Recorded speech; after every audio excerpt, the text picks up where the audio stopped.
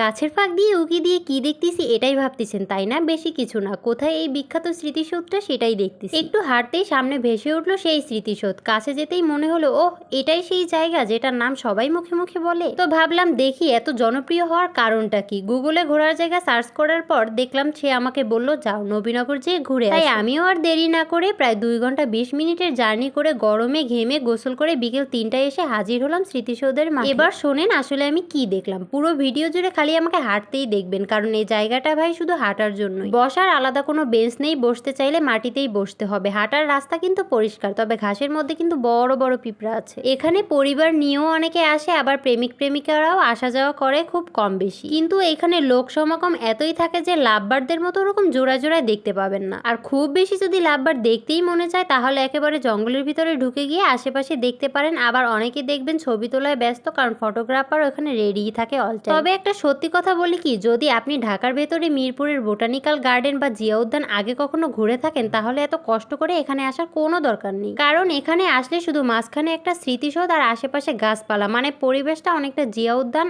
এবং বোটানিক্যাল গার্ডেনের মতো। শুধু পার্থক্য এটাই, এখানে আশেপাশে অনেক পানি, মানে বরিশালের ভাষায় যেটাকে আমরা বলি খাল। এখানের এরিয়াটা খুবই বড়, শহীদদের কবর দেখতে পারবেন ভিতরে ঢুকলেই। একপাশে একটা বড় পুকুরও আছে, পুকুরে আবার ছোট বিলের মতো দেখতে পাওয়া যায়, অনেক হাঁস দৌড়াদৌড়ি করছে। যে জিনিসগুলো কিন্তু জায়গাটাকে একটু ভিন্ন রকম লাগায়। এখানে খাবারও পাবেন, যেমন ধরেন ফুচকা, ঝালমুড়ি, আমড়া, বাদাম, শুকনা খাবার আর পানি। দামও একেবারেই সস্তা, বাচ্চাদের খেলনাও বিক্রি হয় অনেক। বিকেল বেলা পরিবেশটা বেশ সুন্দর, তবে 5:30 বাজলেই মাইকিং করে সবাইকে বের করে দেয়। এটা কিন্তু নিয়মিতই হয়, এটা নিয়ে আপনার টেনশন করতে হবে না। তো আমার সাথে যারা ঘুরতে এসেছিল তারা ক্যামেরার সামনে আসতে চায়নি, বলে ভিডিও দিলে নাকি ভাইরাল হয়ে যাবে, আর ভাইরাল হলেই তাদের বাবু সোনারা তাদের নিয়ে খুব টেনশনে পড়ে যাবে। তাই তাদের বাবু সোনাদের নিষেধাজ্ঞার জন্য তারা ক্যামেরার পেছনেই থাকলো। আমাদের শহীদদের প্রতি শ্রদ্ধা জানানো ছাড়া আর কিছুই বলার থাকে না এখানে গেলে। আর আশেপাশের এই পরিবেশটা খুবই মনোমুগ্ধকর, আপনার ওখানে গেলে সত্যি আর আসতে ইচ্ছে করবে না। আর মিরপুর 2 থেকে যদি কেউ যেতে চান তাহলে সঠিকভাবে আমি বলবো যে মিরপুর 2 থেকে গাবতলীর একটা বাসে উঠে গাবতলীতে নেমে সেলফি বাসে উঠে